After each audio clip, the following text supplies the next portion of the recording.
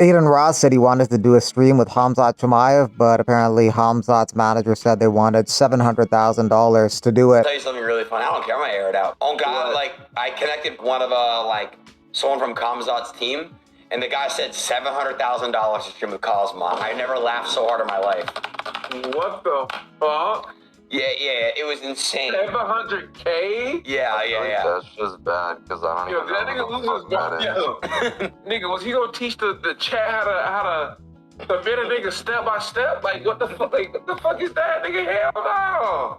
Islam did it for free. That is true, bro. On God. W Islam. I'm probably gonna go to Dagestan soon. W Khamzat. Adin got it. Tell him to pay up. Didn't Adin just give Playboy Cardi $1 million? That was just a way of saying no interrupting training. Khamzat's fighting for the belt in a couple weeks, so he has no time to mess around. Neither guy does. This is an extremely tough fight for both guys. Most favor Khamzat in the early rounds and DDP in the later rounds, but will it even go into the later rounds? When Khamzat fights, it usually doesn't, but he has to be ready to go 25 minutes because DDP always is. The backup fighter for UFC 319 is Kyle Bahayo. If his services are not needed and DDP versus Khamzat goes through, Bahayo's leaning towards Khamzat getting a fast finish in that fight. He's trained with Khamzat. He knows firsthand how good he is, but he admits that every time he bets against DDP, he always gets it wrong. This is crazy because I always bet against DDP and he always shut in my mouth. But I'm feeling like this can be a fight as fast as the fight with Khamzat and Whitaker.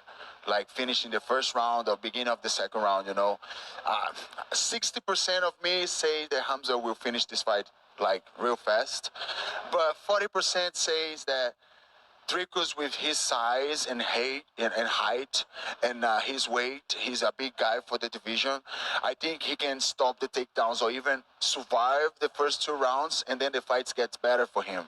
So I'm 60-40 on these 2 options. DDP is the underdog versus Khamzat against Brad Tavares. Early in his UFC career, he was the underdog as well as against Trevin Giles, and he won both those fights. DDP was also a underdog against Adesanya, against Whitaker, and Strickland their first fight, and he won all of those fights.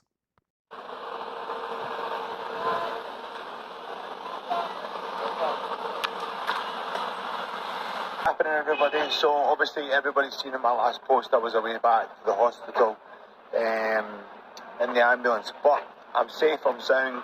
I've just got some swelling around about my eyes, and the UFC wanted to make sure they did all their checks. Like you say, I've got some swelling around about my face, but I'm safe, I'm sound.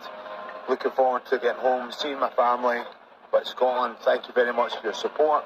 Feeling good. I'm going to enjoy a couple of days in Vegas with Robert and a couple of my sponsors who have came along to support me. So thank you again, and like you say, I'm fresh, I'm safe, I'm sound.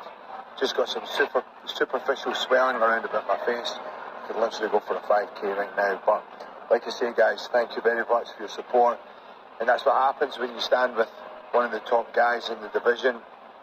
You know, I tried to get him out there. I tried to stand in front of him and try and get him out there. I thought I had him. You know, I thought I got him really close in the third. I was going to put him away, and that's why, you know, I sacrificed a little bit of damage to try and make sure I got this guy away. And we came away with fighting the night, so that's brilliant for my family.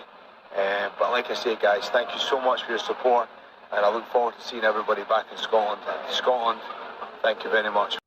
Arman Srukian says Islam Makhachev has a great quote at the UFC PI. He'll fight anybody, anytime, anywhere. Hey, Data, maybe now it's a good time to put a quote in the bathroom of Ilya Taporia, reminding him not to sit down while pissing. Thanks, boss.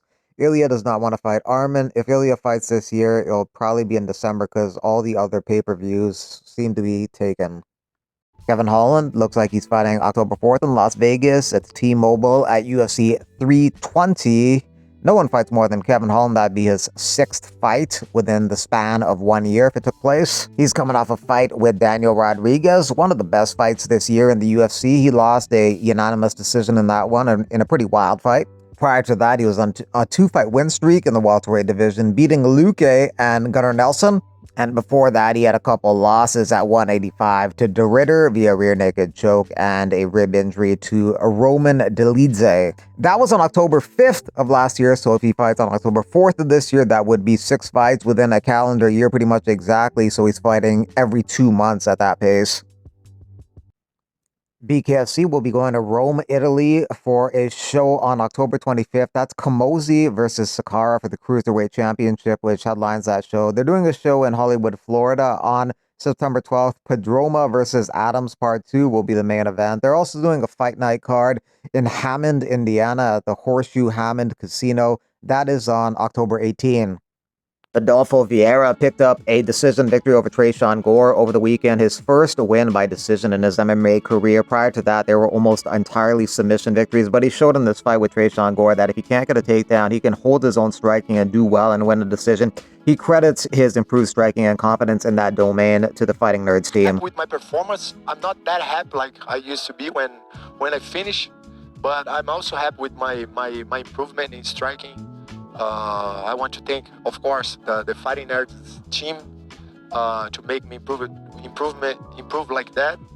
And it is what it is. All my fights, I try to use my jiu-jitsu and finish since the beginning, since the first round. But I couldn't do my game. It's gonna help me a lot. Train with them. I spent like 6 weeks there. And I felt like a huge difference. Since the first week, second week, I was feeling more confidence in my striking. Their kind of game is very a safe game. Actually, I was prepared for everything. Of course, I wanted to finish him, but I was ready to strike him if he defended my takedowns like he did. I could take him down once, but I couldn't keep him down. He was very strong when he hit the ground. He was posting his hand like very strong, and I couldn't keep him there. But I knew it would be a tough fight. But like I said, I was ready for everything, and even my takedowns like doesn't working. I was feeling like very confident in my striking, and I didn't get frustrated in any moment. Even when he was defending all my takedowns, I knew that I could strike with him. Kevin Vachejos and Austin Bashi are two prospects in the UFC featherweight division who are both 23 and only one loss on their record, and they both won over the weekend. Bashi picked up his first UFC win over the weekend over John Yanis. Credit to him for taking the fight on just 5 days' notice, but he was overmatched and got standing rear naked choked in the first round. I took him down, got on his back, and it was literally the same exact finish that got me my contract on Contender Series, that standing rear naked choke. This fight just took place on Monday. He just accepted the fight like 4 or 5 days ago, so I didn't really have a game plan for this guy just because it was so short notice. So came in here with my hands up, chin down, try to read what he's doing, and then I seen that little opening for the takedown.